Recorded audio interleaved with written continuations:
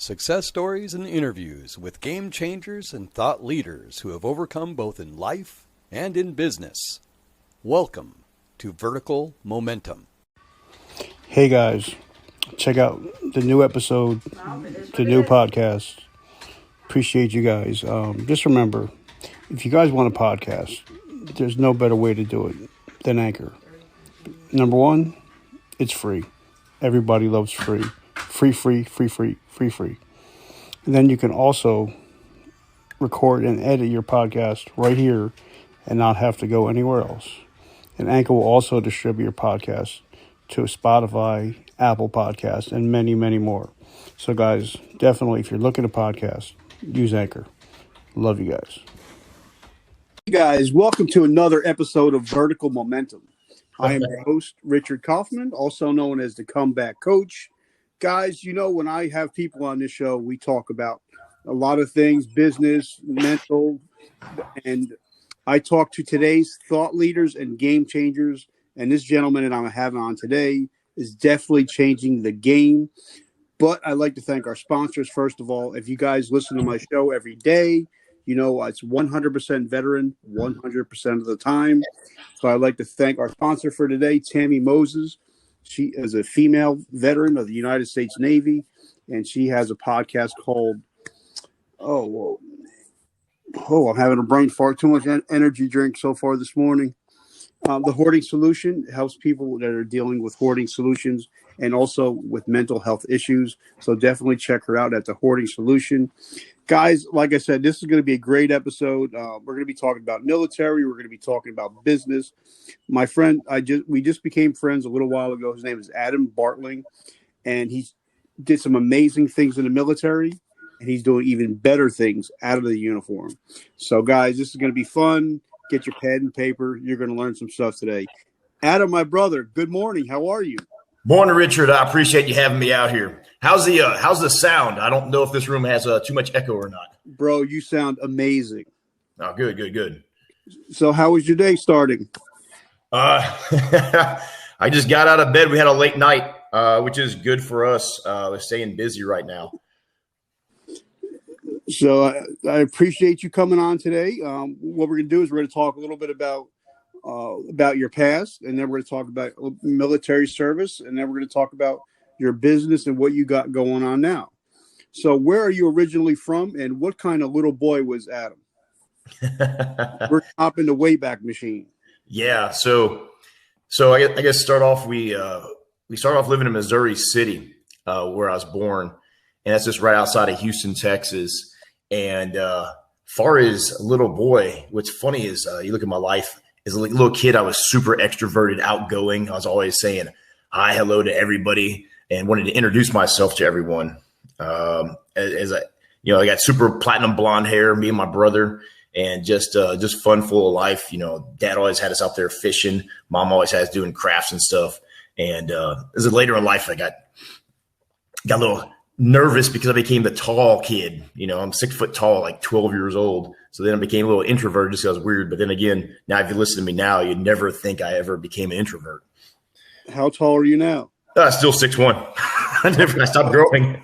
Okay, so you stopped growing, so it wasn't too bad. You weren't like 6'9" or anything like that. Oh, no, that's my cousin. So were you good in school? Were you a good athlete? I was good. B+ student, nothing amazing, decent athlete. You know, it's funny is like I talk about the introvert. I got bullied for a long time because I was that tall, skinny, pale kid. And it was funny. It wasn't until, 7th grade football. I realized that I'm stronger than most of the people in the school. And that for me, that was a game changer for me mentally, because the bullies, I'm lined up across them and I'm knocking them on their ass. That felt good. But, I never took that and wanted to be the bully myself. It's just more of, hey, now I have the ability to take care of myself. That was good. I played football, did track, got into playing semi-pro ball for the Texas Rough Riders. They're defunct now, but there's a semi-pro football league. Also played for Sam Houston. I played defensive tackle for them. So you must have had a little bit of weight on you to play DT. Oh yeah. I got up to 220 pretty quick. In college, I was weighing the 240s, 250s. 450 bench, 600 plus pound squat, running a 4.7 with I want to say I had like a 36-inch vertical at 252 pounds is what I had. So decent athlete. So you got to tell me, because we're going to talk about your military service. Talk to me about your recruiting story, because I love to hear everybody's recruiting story, because everybody has a different one. So talk to us about the day you walked into the recruiter. Oh man, they told me they had free ice cream and you can do a recess all day. Sounds like the Marines. Oh man, I actually played G.I. Joe as a kid all the time. My mother was so against us having guns because she's from New York originally. Dad's from St. Louis, so he was a little more country. But she's like, damn, everything that he picks up is a gun. So me and my brother just run around the backyard. So I always had that desire to serve the military. I like the idea, just in general, of being the go-to guy. Being able to protect people. It's just something weird that I think others like us, we internalize, and it's a little bit different set of character and thought. So I was looking at I guess when I talked to the Marines, the Navy, and the Marines, I was wanting to do something like, hey man, I want to come out here. I want to help the country, but I also want to do something besides being an infantryman. The Marine recruiter had no interest of anything outside that. They're like, no, you come in here, you get a rifle and you're kicking doors. And I talked to the Navy, same thing, just wasn't very enthusiastic about it. And I don't remember talking to the Army recruiter. I just can't remember that right off the top of my head. And I knew I didn't want to do the Air Force because I only thought they flew. It's the whole thing of like, you are a product of your environment, what you're exposed to, and then your limitations are also based on that. So I was just very limited at that point at, 17 years old. And then I saw my buddy, his dad came in one day to pick him up from football practice, and he's got his Army greens on, and Sergeant Fisk looked sharp. I was like, what the hell branch is that, man? I've never seen that uniform. It's like, it's Army National Guard. You get Army training, you get just college paid for, and you go 2 weeks in the summer. And I just right there, I was like, hey, tell me more. That sounds like a plan, because I wasn't fully hooked on active duty, but I knew I wanted to do something. And basically, I'd invite him over to my parents' house, and my mom's freaking out a little bit. Dad's over there, proud as can be, and signed up. And the day after I graduated high school, I took off to basic training. And I started out regular Army, then I went to National Guard. So if you guys are listening to this, and if you believe that 1 weekend a month, 2 weeks out of the year, bullshit, it's all bullshit. It's not real. Just to let you guys know, don't believe the commercials. Oh yeah, they take you so much more. I mean, even just of recently, when George Bush passed, guess what? They needed Captain Adam Bartling to be on scene to drive Ambassador Farish and his wife Sarah and George P. Bush and his wife Amanda around. So that was pretty cool, being able to go to that and seeing the different levels of security. You're talking 17 different cordons at the main event here at the Houstonian. Let's get back. I got to find out, because I read your bio and I had to read it a couple times. You went in as enlisted? Oh yeah. So I ended up joining the National Guard. I got into Signal. So I was a 31 Fox. It's basically a network operator maintainer, doing voice and data networks and providing phone and internet service for the military. Plus, we also had the ability to call commercial, and that was neat because I wanted something that challenged my brain. The only bad thing is, sorry guys, a lot of you communication guys are nerdy as hell, and it didn't feel like I was around a bunch of men. We had a few guys in there that were hardcore, but most of all, these guys would come in and bring their video games and just want to sit in a shelter and play video games and wait till a phone call happened. So it was interesting. So I did that. So what that allowed me to do is I played football in college, but I still had the desire to become an officer, because it's just like I wanted a little bit more, right? And Yeah, because and I love talking to gentlemen like yourself. By the way, I just want to say thank you for taking time today and hanging out with me. no, I appreciate it, man. Because I love people that have sat on both sides of the fence, because then they know what each other is going through. You know how the EMs feel, and then you also know the officer rank. Yeah. So, did you ever get deployed? Oh, yeah. And I just want to touch back on the officer thing. I had a lot of guys telling me, oh, you need to become an officer. You're getting a college degree. Myself, I didn't want to be a leader of men and not know what they do. How am I going to lead you and not be proficient in your task and your skill sets? So that I had to hold off on it. Yeah, I got deployed right after college, 2005. We went to Tikrit, Iraq. That was pretty cool. I tell you what, man, I was really freaking nervous about going over there because, at that time you still saw some of the contractors getting, their heads lopped off. You saw the IED explosions that are happening. And we went to Tikrit, Iraq. The third day there, we had a rocket come in because they kept trying to shoot it at D Main, and we're at Camp Spiker, and I could hear this thing coming in just. And I'm sitting in the Humvee. We got those goofy cutout steel doors, and we got sandbags on the floor and on the windshield. And I'm just listening to this, and I was like, you know what? This ain't my time. I need to just check this out, though. So I stepped out of the Humvee while I was waiting on the rest of my team. At that time, I was a sergeant. And then about 180 meters in front of me, right at 200 meters, you see this like, boom! Mushroom cloud of sand goes up another 100 meters. And I just told myself, welcome to Iraq. So that was the most memorable because that was the first one. But basically most of the time we had a crew that went out, did some convoys here and there. Basically, I operated the voice and data network for the military. That's what we did. We had another company in our battalion who went out there and they installed commercial lines. They had some Iraqis and they had their own guys pulling them so that we can reset up the infrastructure that we blew up to knock out their communications. Right. What else did we do? It was interesting. When we first got there, 25th ID, they had control of the base and it was all right. I'll tell you what, the Rakkasans, the 101st came out there. Those dudes had a completely different mentality. I really liked it because, besides our guys doing convoys, they sort of kicked them out because they thought, why are these wimpy ass National Guard guys out here doing convoys? But otherwise, those dudes partied. They actually had the band going in the evenings, and their MWR was great. And the thing is, talking about that is just yesterday, I had the honor of talking to Colonel Five Coats. And he was the brigade commander that was in charge of that unit. And he was telling me all the kind of parties that they had. And when they got here, they would actually have parties with Everclear and stuff like that. I was like, wow, that rocks, That's pretty cool when you can take care of your guys like that. And so, so that's pretty cool. Now, how many years did you do total? Oh, man, I am processing retirement with 22 years.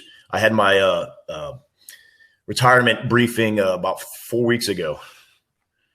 Now, was all National Guard time, or was it both of them, both Army and the National Guard? It's been National Guard the whole time. I had 2 deployments. I've had a ton of civil service relief. For you guys who don't know what that is, that's Texas's Hurricane Alley, for crying out loud. So every hurricane, tornado, the shuttle disaster, things of that nature, man. Every time we're getting called out to distribute water, ice, pull people out of the water. So we've done a lot of those over the years. Yeah, see, like I was in the South Carolina Guard, and every time there was a hurricane, we got called out. So, and people don't, like we were talking about earlier, about the lifestyle and the mindset of a National Guardsman is, we have to prepare as if we're full time, but we're only part time until they make us full time. It's kind of like, you're always on call. And if there's ever a wedding or a party, it's going to be on drill weekend. Exactly. And a lot of times, like if we do get deployed out, a lot of times we have to give up our apartments or houses or sometimes our jobs. And when we get back, sometimes we don't, our relationships are shot. And then we don't have the job to come home to and an apartment to come home. So what was some of your experiences like that when you had to be deployed and you came back home and you're not quite a civilian and you're not quite a soldier? It's kind of a crazy mixture. Yeah. Myself, I guess I always put myself in a hard spot because I've always been in sales since I've, even before I got out of college. So, here it is. You take off, get deployed for a small war fighter. You're out for, a week, 2 weeks, depending on what they got going on. And then your boss says, "Hey, you're under quota." I'm like, "Are you serious? I was just out 2 weeks and I'm over quota for the time here." I had to fight that battle a few times with one employer quite frequently. Like even when I went to officer school, that was about 2 months that was gone. And same thing, did the same stuff every time for annual training. And then also any other thing I got pulled up for. Now, as far as later in life, it is just becoming a business owner and being the keystone of the business. That was really, really tough, especially not having, you don't have internet connection, things of that nature.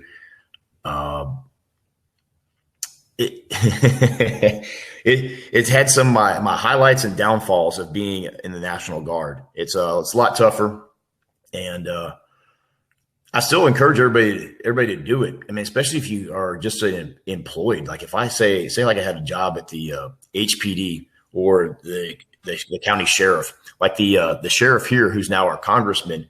He was always trying to get me to go to his old civil affairs unit. He's like, "Adam, you're great for this. You know how about business. You know how to talk to people. Be great." I'm like, "Yeah, Troy, but I can't leave the business that long, man. You guys are always getting deployed." It just hurt the company not having the leader there. That's been a struggle I've had with business. Business has been good, but replicating me, I think it's tough. All right, so we're going to talk about business a little bit because a lot of people that are listening to this are going to be veterans, going to be entrepreneurs or vetrepreneurs, as I call them. And of course, this is a teaching, self-improvement podcast. So, a lot of people now that, I've talked to now, I've had over 250 interviews so far. And a lot of veterans, when they get out, they want to start a T-shirt company, hat company, liquor company, or coffee company. Yep. 6 months later, they're 10 grand in debt and don't know what the hell just happened because they did not have an SOP or a business plan. So talk to us about how you first started your business, why, and then some of the hows of when you first started. Gotcha. I'm going to struggle for the name this morning real quick, but it's small business. The University of Houston has one. What do they call it? The Small Business Center. But I had an instructor in college, and that's where it sparked the fire for me to get into business because he was I guess a course leader or a mentor at the small business development program that the University of Houston had, and he also taught at Sam Houston. So that is a huge resource because when I went in for my business loan, it was a $256,000 loan. I was 30 years old. I made some good money in sales, so built up a little nest egg. So that wasn't a problem at the time. I could have paid for it in cash, but I decided to get a loan. It makes more sense, right? You don't want to be completely cash depleted because things come up. And that's the biggest thing in business. Always expect the unexpected. You only know what you know. Something will surprise you every month. And I love that. There's no such thing as ever being overcapitalized. No. Yeah. There's so many people get undercapitalized, but never overcapitalized. So I get what you're saying. Yeah. So, okay. Okay. Where was I? Sorry, guys. Started getting thinking on that. No, just talking about, how to start a business. Okay. Yeah. The business plan. That's where it was. So the business plan, I wrote out, I want to say I did feasibility statements. I looked at that because I had that class, right, in Sam Houston. So I guess I was a little more prepared than most. So he taught us everything he teaches all of his clients that come in the small business development program is a free service. I think there's some stuff you have to pay for, but overall it's a free guideline. So I came in with a 52-page business program, everything from feasibility, who's our target market, who's our audience, the current, because I wanted to buy an existing business. Me being an outside sales, I was always a sales hunter. That means I had to do 50 phone calls a day minimum, see 50 people face to face. And if I saw less, I needed to have appointments, right? So I was used to seeing 300 to 500 people and talking to them every week. So I knew starting a business from scratch, the headache of generating cash. So my requirement for a business is I wanted the business to be up for 10 years. And I wanted that owner to be able to train me up to a year, because I saw value in having a niche in the market. That's the hard part, right? Unless you have some sort of invention that everybody says, wow, this is amazing, we must have this. You're now just competing on providing a service that everybody else provides. And the competition, you got to look at what's the ease of competition, right? T-shirts. You buy a T-shirt screen printer. I'm not knocking you guys. Look, I've looked at it. I got a lot of buddies I refer in the business, but you can get in the business for less than $5,000, right? And have all the equipment. Your direct to garment, that's cool, but it's a little bit slow. So the easier it is to get the business, the more you'll have competition. It's like the whole thing I was taught growing up. It's like, okay, who can be a janitor? Everybody. Now how much do those x-ray techs make? And it's all relative to pay. Not that many. Okay. Now also look, who repairs that x-ray equipment? Okay. You probably got 2 guys in all the state of Texas that repair that stuff. So who do you think is getting paid the most? The less people that can do your job, the more you end up getting paid. To a certain extent, right? Obviously, there's other services that create value. There's things that are financed, and like house sales and things of that nature that have good money in it. But having that plan really did help out. But just like anything else, I came in and I thought I was going to make big money. I was going to grow this thing immediately that first year. You know what happened, Richard? What happened, brother? The exact opposite. Because the owner, the founder of the business, who's been doing it 36 years, decided to tell everybody, oh, no, I'm retired now. Rather than saying, hey, there's this great young man, Adam, that you need to go talk to who just took over my company. Well, like Mike Tyson says, everybody's got a plan until you get punched in the mouth. Yeah. And sometimes that's when you have to pivot and say, all right, next, what do I do next? So what did you do next? What was the plan? So I saw the need really quickly at about 6 months in, after I got a grasp of what was going on. So I'm in the sign business, right? I bought a sign company, bought Mike Davis Signs back in late 2011. And, we did everything from, your banners, your yard signs, your acreage for sale, vehicle graphics. And that's sort of where he had it. He was 71. He was an old school sign painter. So I knew I needed to learn everything that he knew, learn his business strategies, his way, get introduced to all of his top clientele before I even changed anything. I had all these preconceived notions of what I wanted to do, but he has a formula, right? So I'm not going to disregard that at all, because he's been doing this for over 30 years. So I needed to learn his way before I made any changes. So the first thing I had to do is market, just get out there and meet people. So I want to say that first year I gave out over 5,000 business cards.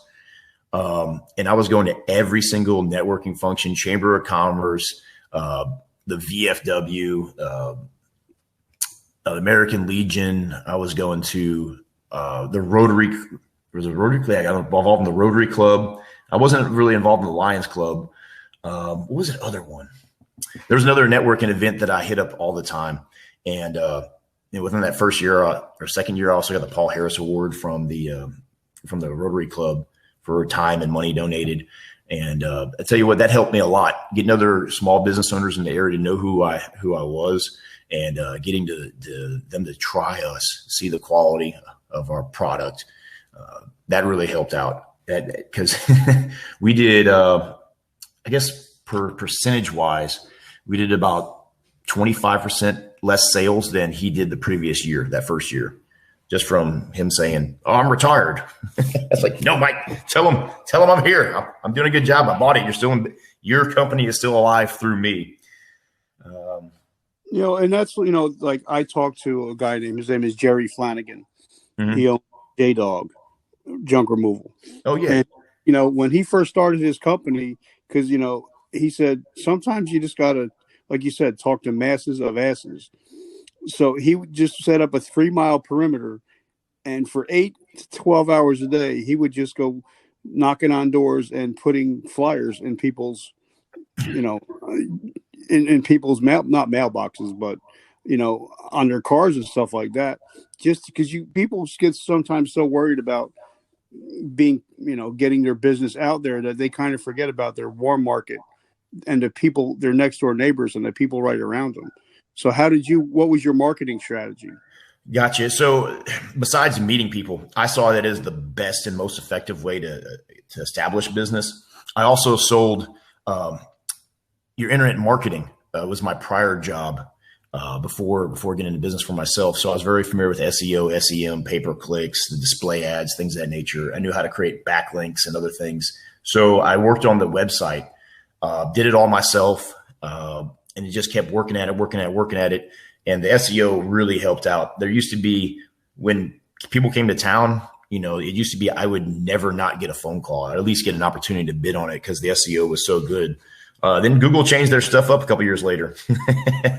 And that right there, vehicle graphics, had to have big vehicle graphics. You get what, 300,000 plus impressions a year from the vehicle. Make something that people can recognize. I mean, that's what all the major brands do, right?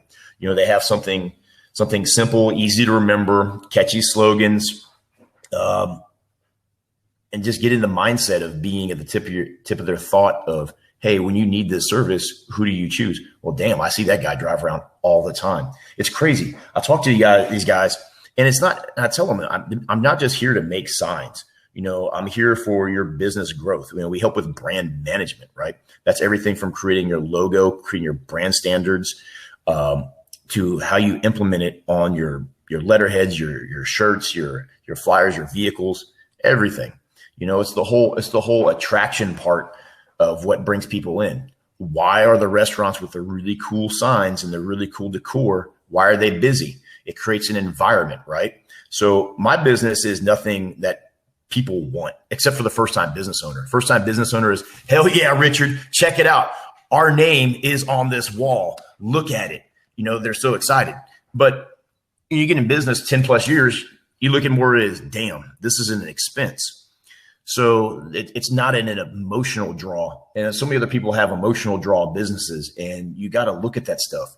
It's something simple as you got to look at every detail of everything you do. So yes, you just repainted your restaurant, right? Great. Why do you still have stalactite dust coming from your air ducts? Pay attention to that small stuff. Always ask your customer, what do you want? What do you need that your vendors aren't currently providing? That's sort of the consultative sales cycle, but always ask them, hey, what other products do you want us to carry? And a lot of times you lose sales because your best customers and your average customers don't know all the services and products that you offer.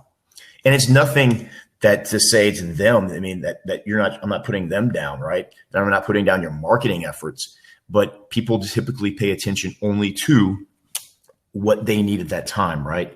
And they just don't ask. I think, entrepreneurs are a little bit different, but your basic customer crowd may not see that. So you need to have those conversations with your clients, not just, hey, I see you're coming in for product A today. Ask them else, what other issues you have with your business? What other goals are you trying to attain? Create a conversation, no matter what industry you're in, on the business, on their business goals. And then you will find a way to facilitate that for them. You know what? I also, because now we're talking about marketing a little. And once again, I want to thank you for hanging out with me. I'm really enjoying this conversation, by the way. No, I appreciate it, Drew.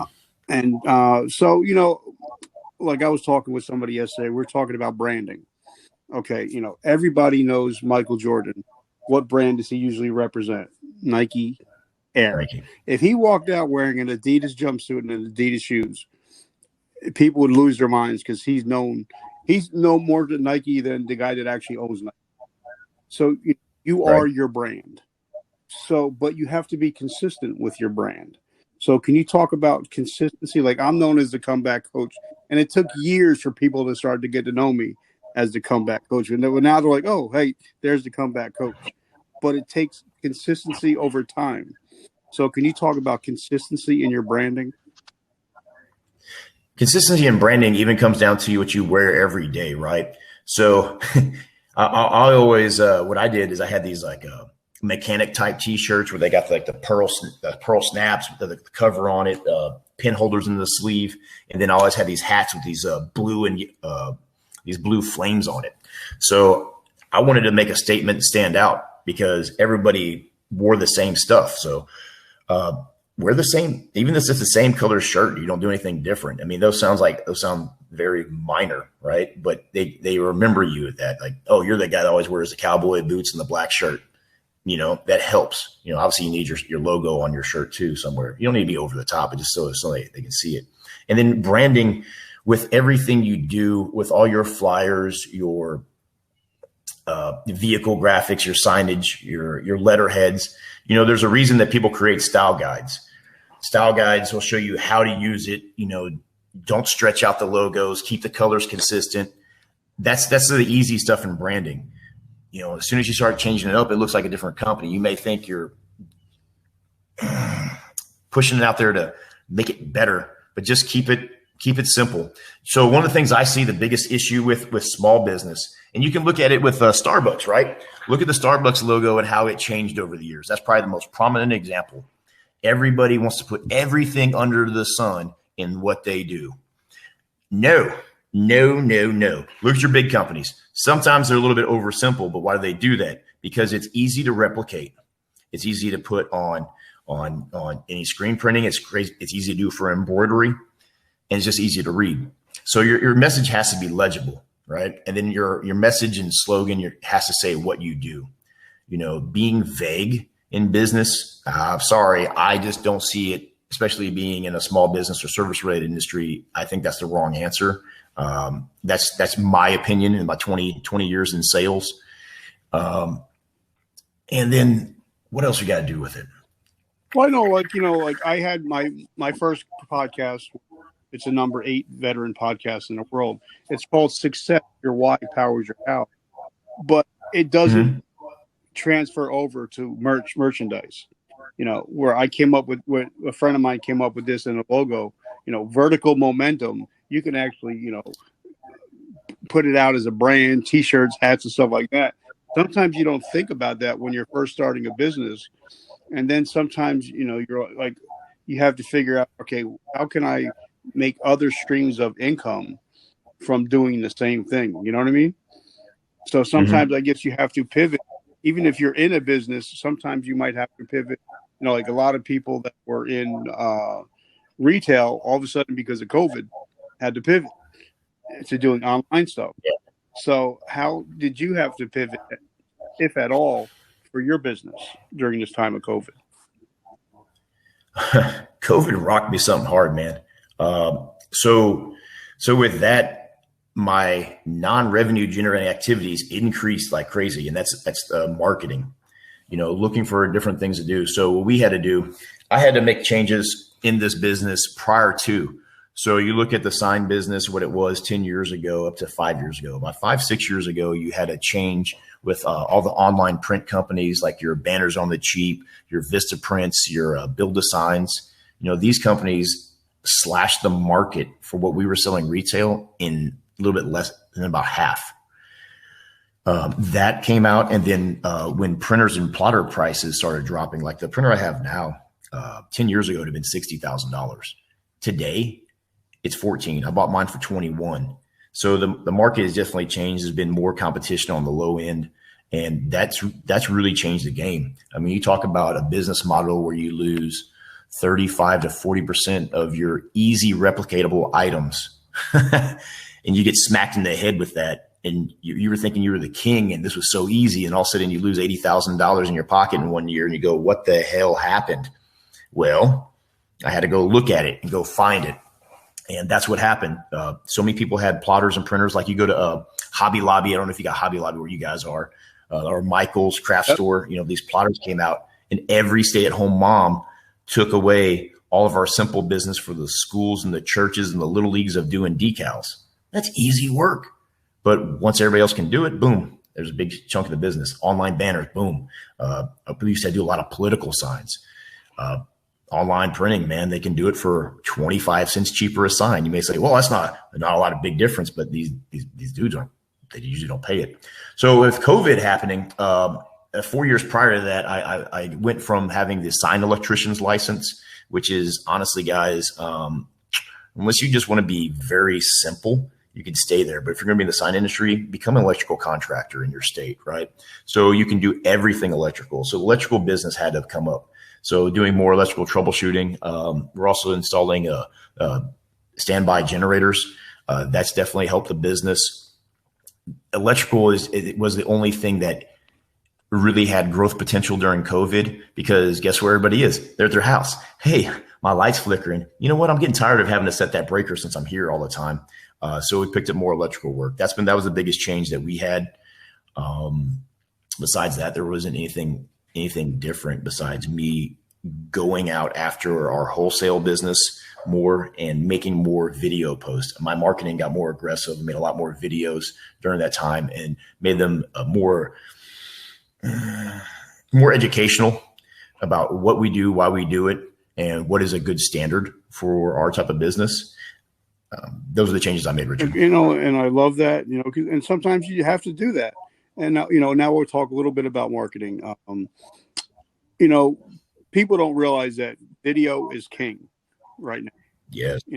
If people don't know your face, they don't know you.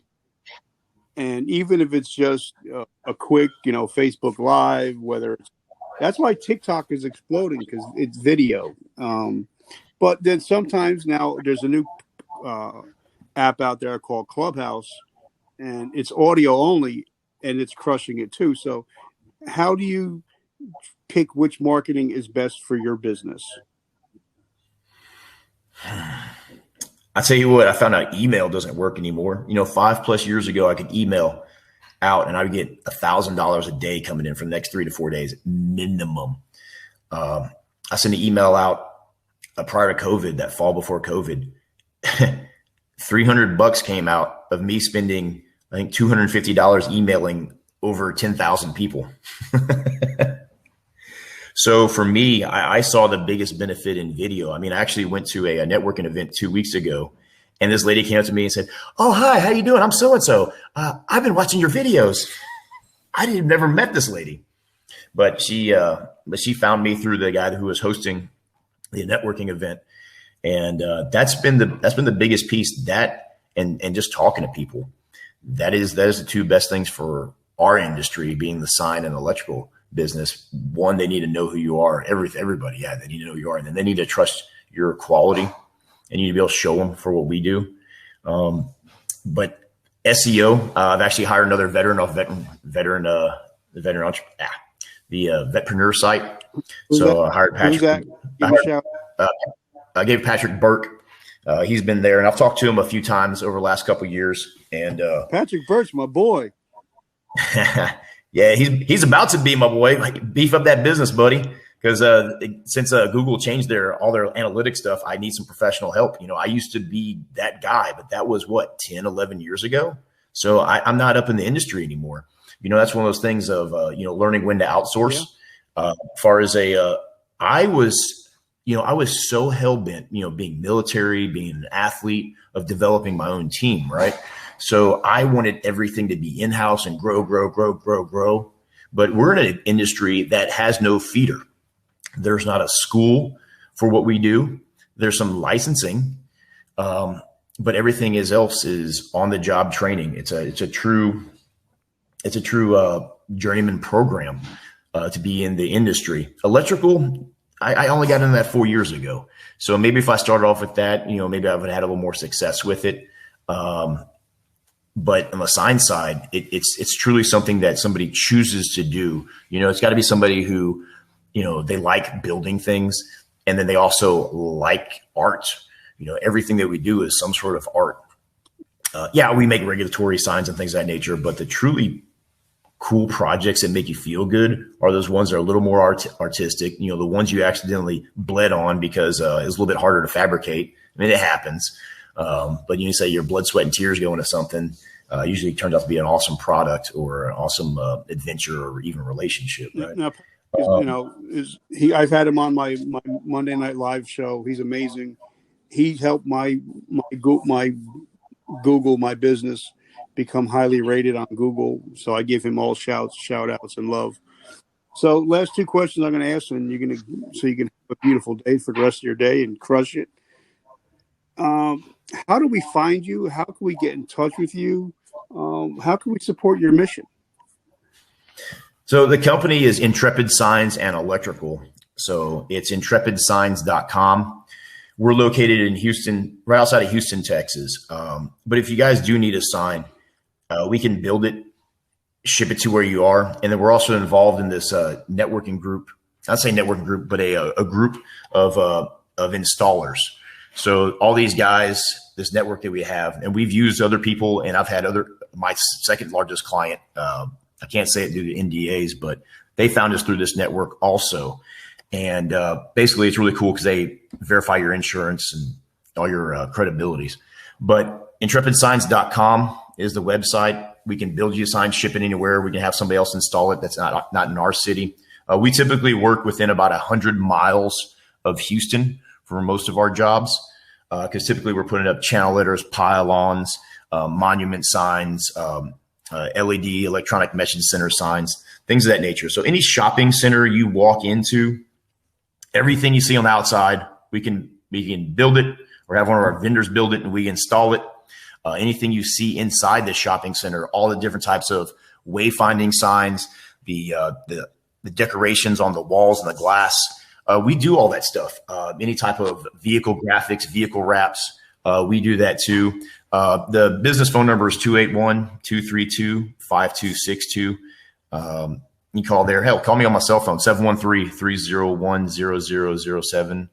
I'd be glad to help you out. You can check us out. We're on Facebook. We're on Instagram.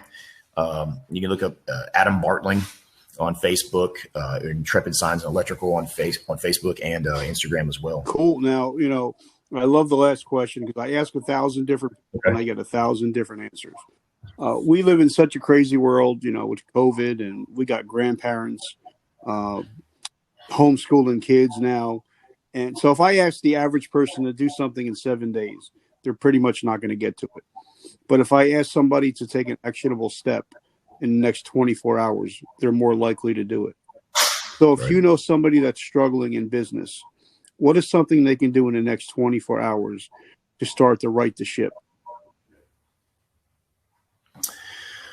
Wow. Yeah, I can see how you have a lot of different answers because it all depends on what their struggles are, right? Yep. So I look at anything and I always have to identify what is the biggest piece.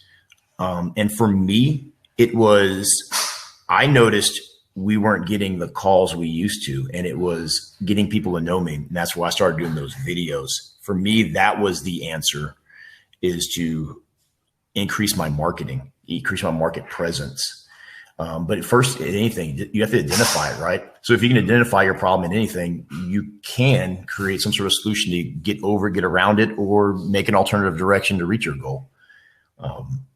But don't go at it haphazardly. No.